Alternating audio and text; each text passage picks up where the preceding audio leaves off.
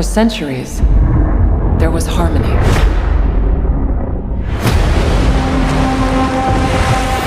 The Titans were the guardians of nature,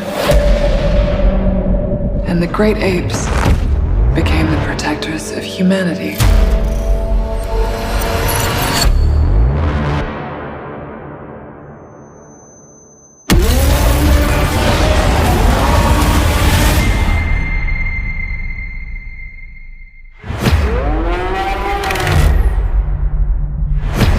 We've discovered a signal. She can feel it. Kong, Godzilla, they can feel it too. Something is coming. Something even they're afraid of. You feel like going for a ride? Thought you'd never ask. Just try not to swallow your tongue. What? Oh my God!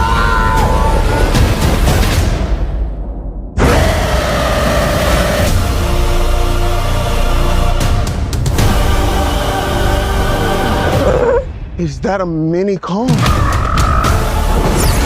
Oh my God. That's not just a signal. That's a call for war.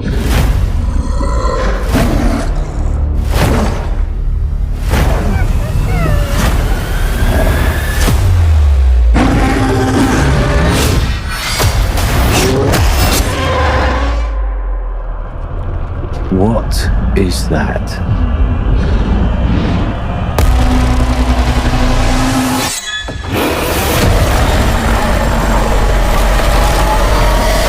Kong can't stop this on his own. He won't be alone.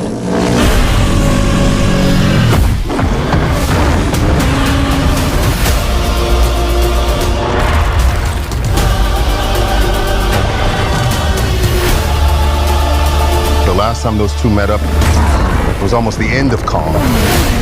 They don't have to like each other. They just have to work together. Now I have seen everything.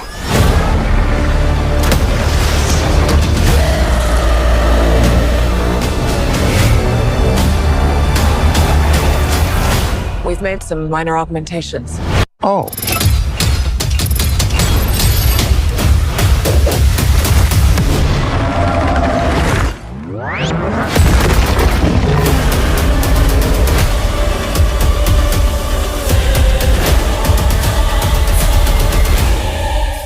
Boom, there you go. That was the trailer for Godzilla Kong, the new empire, arriving in theaters on March 29th. I'm Kuya Peters, Nerds Rule the World, and joining me to talk all things Godzilla Kong, the new empire, is the Godzilla to my Kong, because I'm not going to call you the Kong, brother, because I don't know. I don't think the optics are good on that. People might take things differently. I know you wouldn't take offense with it. I think you and I are titans as a force. But you know what I'm saying, the optics, people may think of that differently if it's to call a brother Muck, you know what I'm saying? You know the optics, people ain't peeping that, you know, when it should be a frame of respect. But anyway, how you doing, brother, man? Let's level up right now. I'm doing good, man. What's happening? I hit you over the head with that one. He was like, where is he going with that, man? You know what I'm saying? Because, you know, motherfuckers don't like, you know, they don't understand people. You know what I'm saying? People take things in different ways. But anyway. Bro. Yeah, I'm good, man. How about you? What's cracking with yourself? I'm cracking, man. I'm good, bro. We saw this, in advance. So let's tell the people what we think, man. We have the story continuing. We've had many of the Monsterverse, the American side of their adaptations of these properties that they came over from overseas, because the OG stuff we know is from overseas. Mm-hmm. But we got the Monsterverse. Who are the people that hold that Monarch. Over there? The production company. Legacy, I believe is Legacy. Yeah. So they've been doing their adaptation of these great characters that we've known for a very long time. We had the OG Kong film. We had Godzilla. Then we had I'm forgetting them, but we've had consecutive films in this new Monsterverse version, and we have a Monsterverse Monarch show that's on Apple TV that's building out this universe. But now with this new film, we're getting more of an even deeper history of this universe. In the last film, we took into the ground. The hollowed earth theory started coming into full effect. Kong was living down there, Godzilla up on our plane, and now we're merging this and we're getting some deeper history in this new film. And yeah, so that's the core of the story, is building that out. We find out there's this new threat. There's these signals that are occurring. The young mute young female that is able to speak with Kong is getting these vibrations, and we now know that there's a threat that is coming up soon, and they're calling out for assistance. And so a bunch of new characters are revealed, and we're getting some deeper history. That's the story in a nutshell without spoiling. And some introduction. I don't know if we got Tracker. Did we ever meet Tracker, this character? To me, he was a new character for me. Glenn, played by Dan Stevens. Do you remember this Tracker character? The guy that pulled the two? I don't remember him from the first one. I do not remember him from the first one. I'm not sure if he was in the first one. Okay. I don't remember the cat. Yeah, he's a new character in there. As a matter of fact, I could probably look and see, because they did bring back some characters in this film. Of course, Brian Tyree Henry. I keep getting it wrong. Brian Tyree Henry. Good. I apologize. He comes back in there. Of course, we have our mute heroine. She was up in there. It doesn't look like Dan Stevens was in the one before it. So it doesn't look like he was. So I would say he's a new character introduced. Yeah, he's a new character in there. But he kills it. Of course, Rebecca Hall is in there. It's a great cast of characters. They work really well together. I didn't know him. Also didn't know the other arms guy, that guy who is like, he's definitely a brand new character. He's a brand new character, but they did bring back an interesting, cast of characters. I don't know, man. From the jump, it was just loud. It was like loud and exciting. You know what I'm saying? Like just right off the bat, bro. For you, it was very loud and exciting. Yeah, I guess. For me. Everything's from my perspective. Let's go to the story. So what do you think of overall story complex of them kind of building out the history? I don't know if there's all that. What did you think of the overall tone? Listen, overall, I did not know what was going on. There's just a lot. It was just a lot of craziness, wildness happening. But I thought it was just interesting how they have connected all these different monsters, all these different universes or stories that they've gathered. And if you watch Monarch, you get to see more of it. If you watch the actual the Apple TV series, you get to see more of it. So they've done a good job of weaving together all these different Titans, basically, and making it a cohesive kind of narrative about how the Titans get together. Now, does it make sense? I don't know, but it is fun, and it is a cool way to see all these characters that you have grown up with, you've seen throughout history in different properties and whatnot. It's a good way to link them all together, and it's just kind of a fun thing to go, listen to. Like I said, it starts out super loud. There's a lot of roaring, which I think was kind of dope, and it's like a fun time, Got you. For me, the story, I think it isn't like the overseas versions, but I think for what we're getting, it's exactly what we want out of kaiju stuff. They're building out the universe. I'm enjoying it. I'm not expecting Shakespeare, but I do like what they're doing. I do like in this one we get to see a lot more Titans, and that they are also kind of like localized to specific areas, which kind of makes it like a video game in a lot of ways. It brought me like memories of like Rampage or even Street Fighter. Like, okay, now we're going to this location to fight this monster. That was really interesting for me. And I appreciated that. It's very, to me, my overall word for this whole film was corny, but at the same time, corny can be entertaining, and you want to just go dumb and not have to think too much. And this delivers that in spades. It's entertaining. It's fun. It's kaiju craziness. And that's exactly what I want. I don't want to be overthinking it and all that. I thought from the way they've been setting up the previous films that they're going to make it a little bit more of a believable narrative.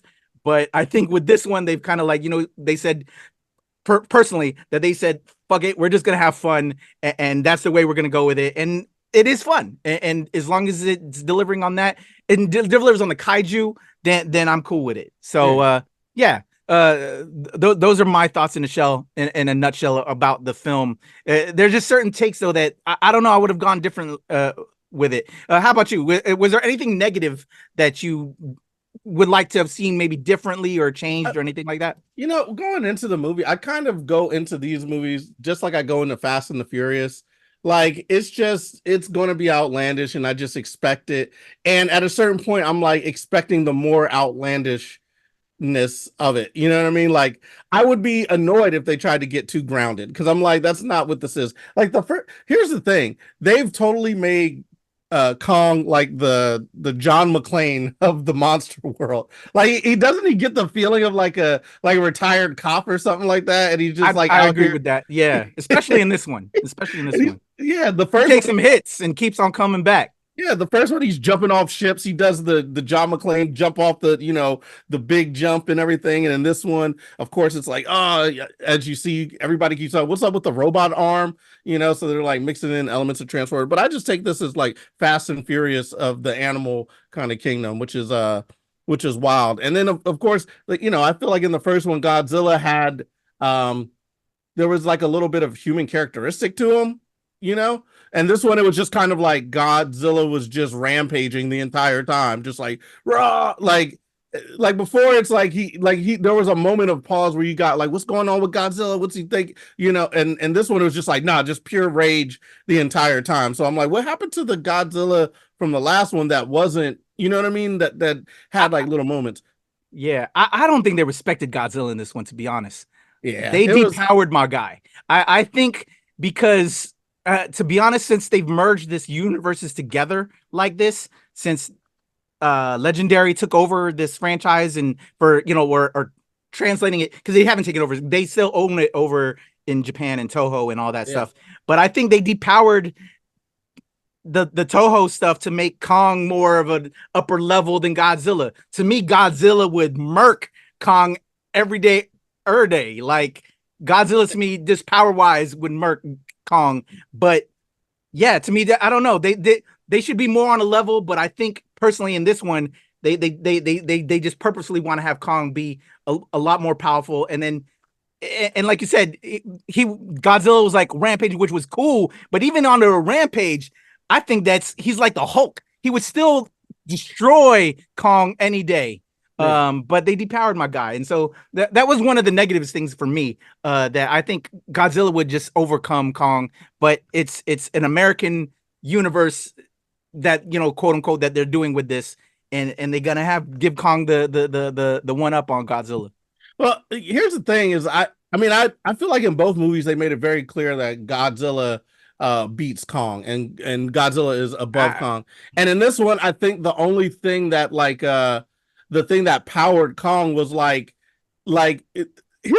the, I'll put it like this. There's a lot of nonverbal communication in this movie, which I thought was dope. I like that. We have the young lady, Kaylee Hottle, who's playing Gia, who is she's deaf, so she's doing a lot of sign language. But in this movie, there's a lot of fighting that doesn't have any dialogue. We're used to getting like dialogue and fight scenes and explaining what's going in all this. We didn't get any of that. We get it all through like the emotion.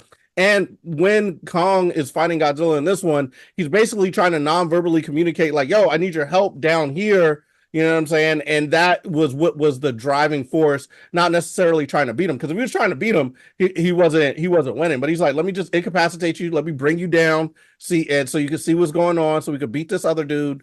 So I thought in that respect, but I thought it was made very clear, like Kong is stepping on. Godzilla is stepping on Kong. He's not playing around with him. But Kong was like, I gotta save humanity from this, threat, or save my people, my tribe even. So he has something bigger to fight for than just, himself at that point. So I thought that was what the little extra bump that he got to get Godzilla down with him. You know what I mean? So no, I hear the point, and I know that's exactly what he was doing. But I think it would have, it didn't. It's still in the way they did it, just overshadowed Godzilla. There would have been a lot more to it to have made that. So I think they could have written that better to show that, because to me it came across as depowering my guy. Well, but what yeah, about this? What about this? Because I got to get your take on another monster in the film. What'd you think about Mothra? Because I'm gonna give you my download. I was like, how did they make Mothra sexy? How did didn't Mothra come out with like some kind of sexy energy? Like they had her doing the angles right. I was like, right now. What? This is why you the comedian on this joint, man.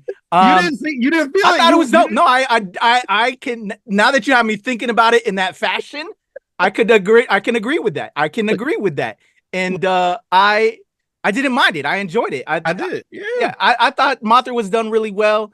There was a weird, strange sexiness to it. Right. But like, I thought I was great. I was like, am I the only one who's like, they're trying to make her, she came out all sexy and sleek, and the way she was turning and whatnot, and then she was squirting all over the place. I was like, okay, they got Mothra going wild right now. This guy right here, hilarious. I liked it. I like how Mothra was portrayed. Yeah, no, that was tight. Any other like things that like maybe swayed you? I have one that just was what? Give it to me. What upsets you? Original man, essentially ancient man, right? I think we as POC creatives and filmmakers know that it's either going to be like they're going to either go Asian with it or a very Hispanic with it. Yeah. But what they should be, we know. Come on now, ancient man came from Africa. Let's be real. But then I think the optics. Speaking about optics, if they would have made it dark skinned brothers down there, it would have been looking weird because they were around apes and all that kind of shit. But to me, come on now. I think we all know where the roots of civilization came from. But it just was very. I don't know. It just I didn't like it, and I recognized that, and I was feeling that.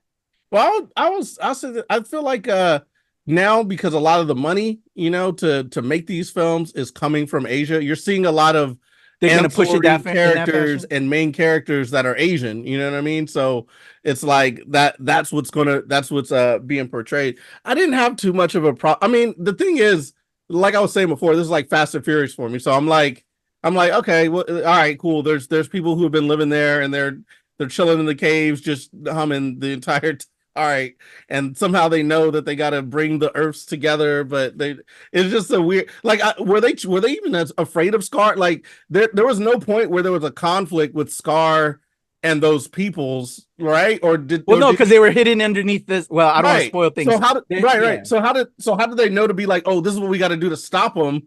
Because they didn't have. Well, it was written. No, they do, because it was written in their history. Okay. Room. Okay. It's written. I was just it seemed like they had found their hiding place, and they were so far away, so far removed, and Scar was getting the other, like what he was doing didn't have anything to do with them. So it didn't seem like they were, because it seemed like they were trying to call out like, yo, we need help imminently. But I would have just like one scene where you see a conflict between Scar and the first people. They should have showed them venturing out to why they started sending out the signal. Yeah, exactly. I'm with you on that. They didn't give us that additional scene that would have built out why they sent out the bat signal. They just seemed like they were chilling. They were hiding. They were chilling. I feel that. So I don't know. It was just interesting. Let's talk about what's good about it. I like that they had the different monsters in there. I like that they had the different categories, and they kind of explained that more. And like you said, it was very much like a video game. That's the vibe I got. I was like, oh, they're gonna make this a video game where they're going to different places to fight different monsters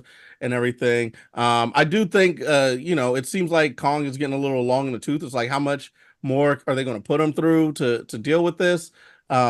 But it's just a wild ride. And the fact that the dude, just the arm is just that. When we were first seeing in trailers, I'm like, what the fuck is this?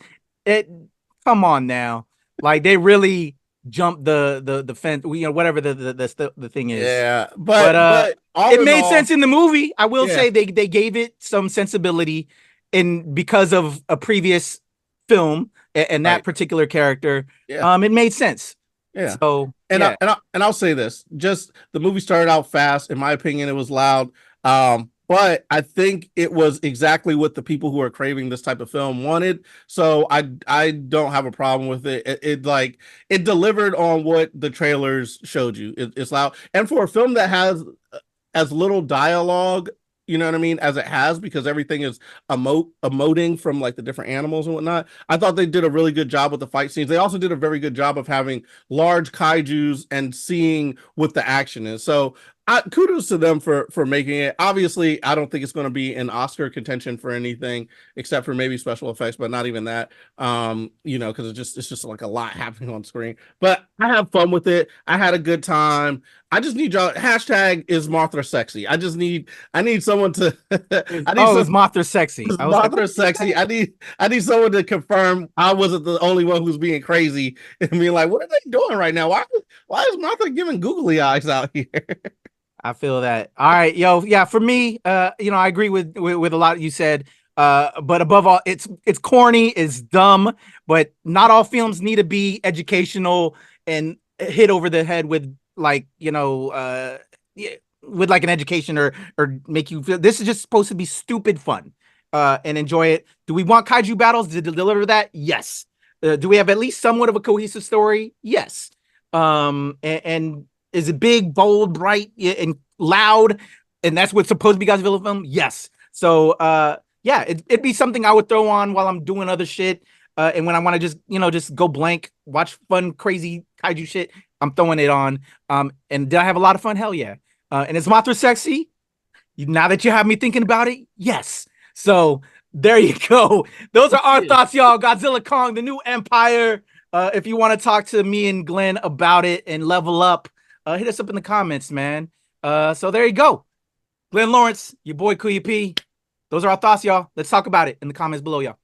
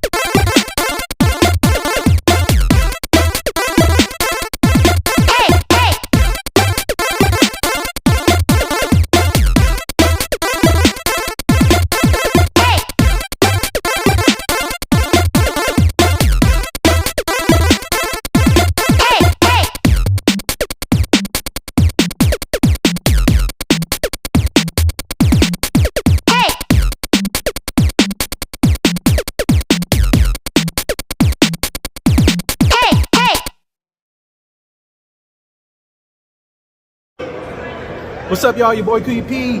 Glenn Lawrence just got out of the press screening for Godzilla King, the New Empire. Dropping our initial thoughts. What do you think, bro? Wild and fun, and a lot of things happening. I'm not quite sure what I just saw. But it was a lot, and it was a spectacle. I think that's my first thought. It was a spectacle. Yeah, definitely agree. It's a spectacle. My quick thoughts, man. Straight popcorn fun film. They try to give like a story to the whole Monsterverse universe. Did they succeed? I don't know. We'll have all that on our full review. But if you like kaiju, big battles, you definitely get that in this. Yeah, and little battles and big battles. There's a little. You'll see what we're talking about. Check out the review. All right, full review coming soon on the NRW Nerds Rule the World. Make sure you go cap your tickets. March 29th, Godzilla King, the New Empire. Glenn Lawrence, your boy Kuya P. Nerds Rule the World.